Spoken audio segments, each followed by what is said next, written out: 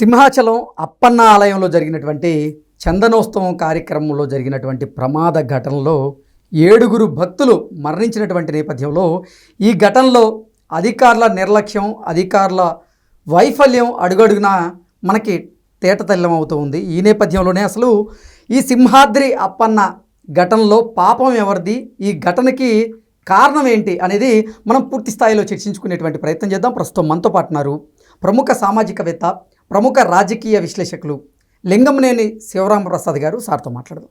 Sir నమస్తే. Sir నమస్తే sir. అసలు సింహాద్రి అప్పన్న ఆలయంలో జరిగినటువంటి ఈ ప్రమాద ఘటనలో అసలు నిర్లక్ష్యం స్పష్టంగా మనకు తెలుస్తూ ఉంది. అధికారులు అడుగడుగునా అధికారుల నిర్లక్ష్యం అయితే అర్థమవుతూ ఉంది. అసలు ఈ పాపం ఎవరిది సార్? ఈ ఘటన జరగడానికి ప్రధాన కారణం ఏంటి? ఖచ్చితంగా ఎవరైతే ఈ రిటైనింగ్ వాల్ కట్టారో వాళ్ళది ముందు మొట్టమొదటి వైఫల్యం, తప్పు వాళ్ళదే. ఓకే. ఇప్పుడు ఏది ప్రసాద్ పథకం కింద 54 కోట్ల చిల్లర కేంద్ర ప్రభుత్వం ఇచ్చింది. ఏది సింహాచలం అప్పన్న దేవస్థానాన్ని డెవలప్ చేయడానికి, అక్కడ అభివృద్ధి పనులు చేపడటానికి వివిధ కార్యక్రమాల కోసం ఇచ్చింది. అది ఎప్పుడు 2021లోనే ఇప్పుడు ఇచ్చారు. అవును. వివిధ స్థాయిలు దాటి 2024లో మార్చిలోనో ఎప్పుడో ఆ పథకాల కోసం ప్రధానమంత్రి గారు వర్చువల్గా శంకుస్థాపన చేశారు, పనులు మొదలెట్టారన్నారు.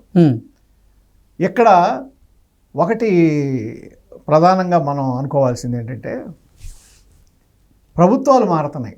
అవును. పాలకులు మారుతున్నారు, మంత్రులు వస్తున్నారు కొత్తళ్ళు. అవును సార్.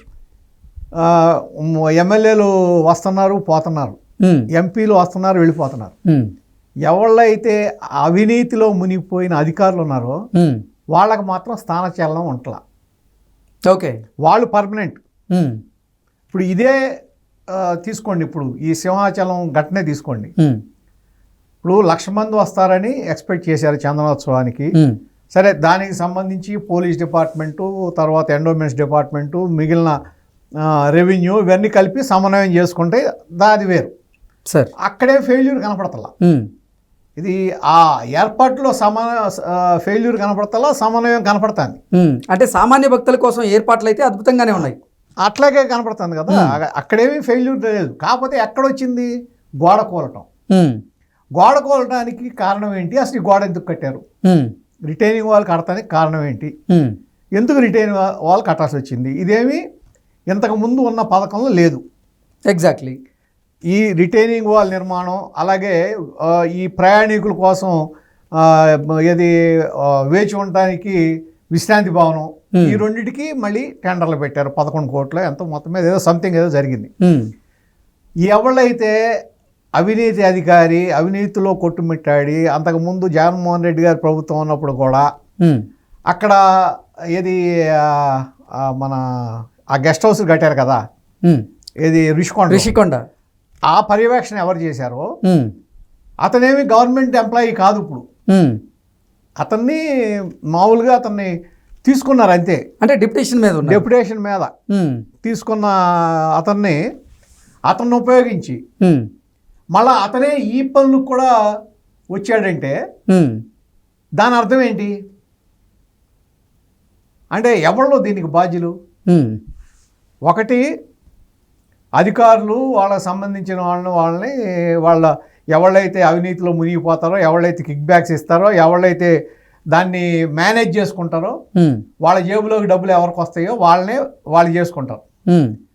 మరి రాజకీయ నాయకులు ఏం చేస్తున్నారు? వాళ్ళకి తెలుసు కదా ఎవరి మూలాన తప్పు జరిగిందో తెలిసినప్పుడు వీళ్ళది దాని మీద శ్రద్ధ పెట్టాలి కొద్దిగా. అతను చేసిన పనుల్లో నాణ్యత ఉందా లేదా అని చెక్ చేయించాలి. అతన్ని నమ్మడానికి ఎలా నమ్ముతారు మీరు? ఎగ్జాక్ట్లీ. నువ్వు 25 అడుగులో ఎంతో పొడవును, 12 అడుగులో ఎంతో ఎత్తు, ఆ గోడను పునాదులు లేకుండా కట్టారంటున్నారు. అసలు పునాదులు లేకుండా అంటే ఆ ఇంజనీర్ నిర్వాహకం ఎలా ఉందనేది అసలు ఇంజనీరే కాదు.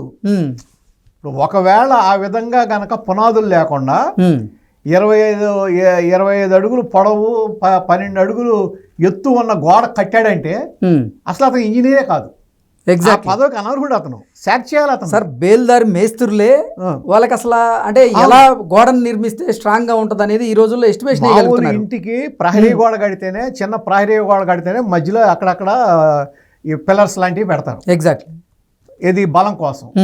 అటువంటిది మరి దీన్ని ఆ విధంగా కట్టాడంటే, పైగా ప్లాస్టింగ్ సరిగ్గా చేయలేదంటున్నారు. 10 రోజుల క్రితం కూడా పనులు పెద్దగా జరగలేదంటున్నారు.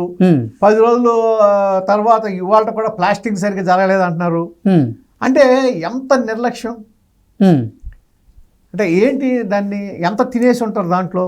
ఆ గోడ విషయంలో ఇప్పుడు అనంతరావు అండ్ కంపెనీను ఎవరో చేశారంటున్నారు, కాంట్రాక్టర్ లక్ష్మణరావు అంట. ఇమ్మీడియట్గా అతను అరెస్ట్ చేయాలి. అవును, అతను అరెస్ట్ చేసి ఈ కారణం ఏంటో చూసుకుని తర్వాత దానికి ఎవళ్ళైతే బాధ్యులయ్యాడో ఆ ఇంజనీర్ని ఇమ్మీడియట్గా అతను కూడా అదుపులో తీసుకుని ఏం జరిగింది అనేది చర్యలు తీసుకుంటే ప్రభుత్వం పరువు నిలబడుతుంది.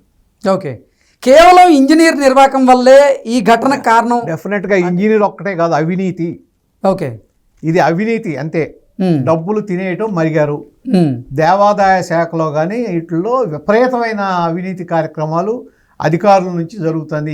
ఏ ప్రభుత్వం వల్ల కాట్లా అరికడతాం, ఏ ప్రభుత్వం కూడా అరికట్టలేకపోతుంది. ఓకే, అంటే ఎన్నో ప్రభుత్వాలు మారుతున్నాయి కానీ అవినీతిని మాత్రం నిర్మూలించలేకపోతున్నారు. అది ఎక్కడో ఒక చోట దాన్ని ఫుల్ స్టాప్ పెట్టాలి. ఆ ఫుల్ స్టాప్ పెట్టగలిగిన కెపాసిటీ వాళ్ళు చంద్రబాబు నాయుడు గారికి ఉంది. తీసుకోండి కఠిన చర్యలు.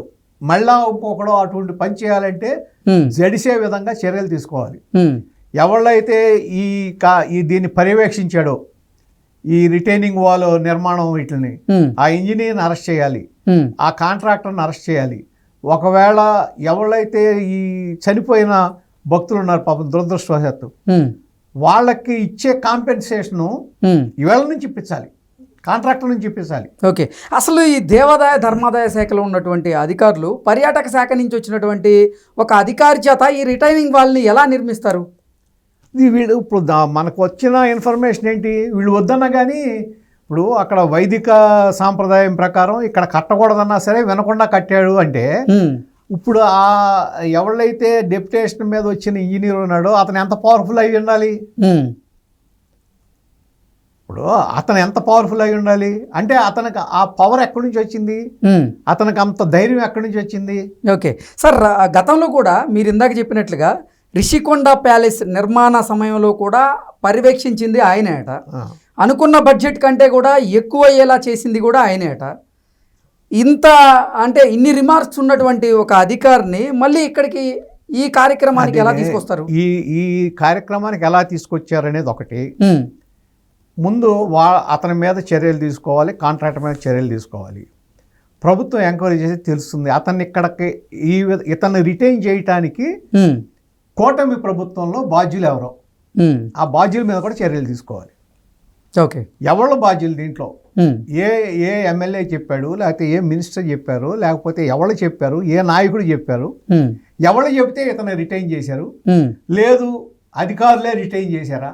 ఓకే, ఆ అధికారి ఎవరు, ఇతను ఆపిన అధికారి ఎవరు, ఇతన్ని వెనకమాలను రక్షిస్తున్న అధికారి ఎవరు? కేవలం ఈ అధికారులు ఆ ఇంజనీర్ల నిర్లక్ష్యం వల్ల ఈరోజు ఎంతో మంది భక్తుల ప్రాణాలు కోల్పోవాల్సినటువంటి కోల్పోవడమే కాదు, ప్రభుత్వం చెడ్డ పేరు తీసుకొచ్చింది. ఎగ్జాక్ట్లీ, అంటే ప్రభుత్వానికి చెడ్డ పేరు. ప్రభుత్వానికి చెడ్డ పేరు. ఇప్పుడు ఏది జరిగినా అధికారుల నిర్లక్ష్యం కానీ ఇంకోటి ఏది జరిగినా సార్ అల్టిమేట్గా చెడు వచ్చేది ప్రభుత్వానికే. అంటే మీరు అటువంటిప్పుడు ఏం చేయాలా, చాలా జాగ్రత్తగా ఉండాలి. ఎగ్జాక్ట్లీ, ఎక్కడ ఎవరు అవినీతి అధికారులు ఉన్నారో, ఎవరు తప్పులు చేస్తున్నారో వాళ్ళని పక్కన పెడతాం మొదలు పెట్టాలి.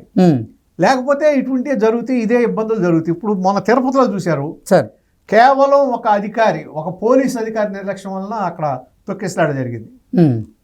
అవును, కింద తిరుమలలో, అంటే తిరుపతిలో, తిరుమలలో కదా, కింద తిరుపతిలో ఏంటంటే అతను ఒక్కసారి గేట్లు తెరవటం, ఏంటంటే వాళ్ళ ఫెయిల్యూర్స్ మూలాన ప్రభుత్వం మీద నిందలు పడుతున్నాయి.